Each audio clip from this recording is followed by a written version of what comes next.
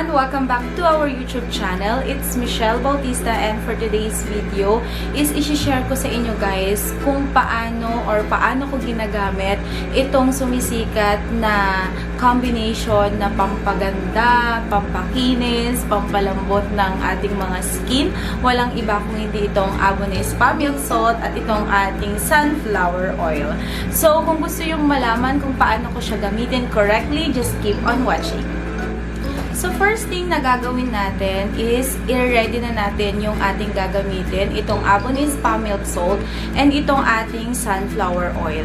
Kakailanganin din natin ang container at yung spatula panghalo dito sa ating mixture.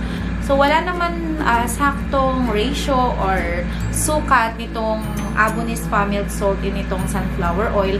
Ang importante lang is gumawa kayo nung sakto or katamtaman or sapat lang na magagamit nyo para sa skin nyo.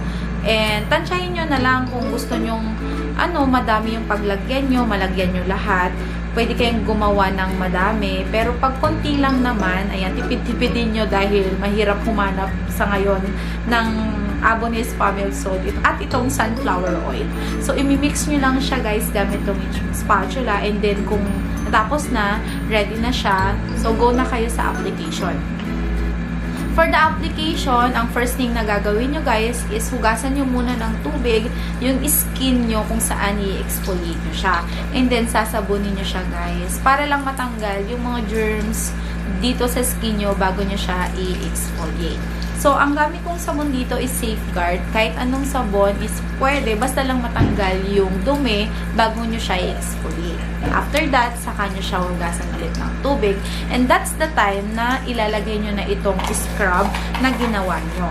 So, i-scrub nyo lang siya into circular motion, and then saka nyo siya i-leave into 3 to 5 minutes. After 3 to 5 minutes guys, is pwede nyo na siyang hugasan ng tubig, and then makikita nyo dyan guys yung luminous effect na binigay ng sunflower oil, as in makintab talaga yung skin nyo dyan, and then makikita nyo rin na parang bago yung skin nyo because of the abonnespamilksalt na nakapag-remove ng dead skin cells nyo. So parang radiant look na yung skin nyo pag ginamit nyo yung dalawang yan. So, pag nahugasan nyo na ng tubig, mararamdaman nyo, malagkit yung skin nyo, kakailanganin nyo munang gumamit ng body wash or body cream. Ako, ang gamit ko is itong Nivea na body wash ko, and then nabili ko lang ito sa Watsons. So, gagamitin ko siya para lang matanggal yung lagkit na nararamdaman ng skin ko. So, after that, hugasan nyo na ng water. Mafe-feel nyo na malambot na yung skin nyo. And then, take note pala guys, na pag gumamit kayo nito is at least once to twice a week lang. Huwag kayong gumamit everyday nito dahil ang pag-exfoliate guys, hindi kailangan na everyday.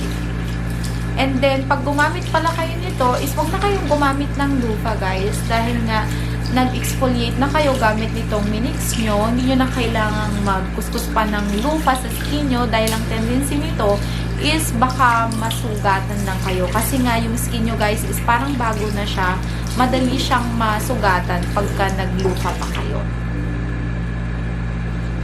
So, ganyan guys ako mag-apply nitong combination ng abonnespamilksalt and itong sunflower oil. So, kung gusto nyo i-try guys, go nyo na guys dahil sobrang ganda nito. 3 weeks ko na siyang ginagamit, and then ang ganda niya sa skin talaga, promise. Super lambot ng skin mo, and parang bago yung skin mo once na ginamit mo siya. Pero hindi ko lang alam kung may available na sa Watsons na ganito. Dahil nga magmula nung sumikat ito, wala nang stock, as in nagkaubusan na, pati itong sunflower oil. Ito kasi gamit ko na ito matagal, every time na naliligo ako. Pero ito, hindi ko pa siya ginamit. Ngayon lang kung saan nag-trending nga itong combination na to. Nabili ko lang ito sa supermarket dito sa amin dahil sa Watsons wala na ring available. And this is 184.75 pesos itong sunflower oil na ganito, 50 ml. Medyo pricey siya, pero okay na dahil super ganda naman ng combination nilang dalawa. So, that's the end of our video. I hope nakatulong tong video na to. And kung oo, please don't forget to like and share nyo tong video na to sa mga friends nyo na gustong magpakinis, magpalambot ng kutis. And don't forget na rin to subscribe to our channel. And see you on my next video. Bye!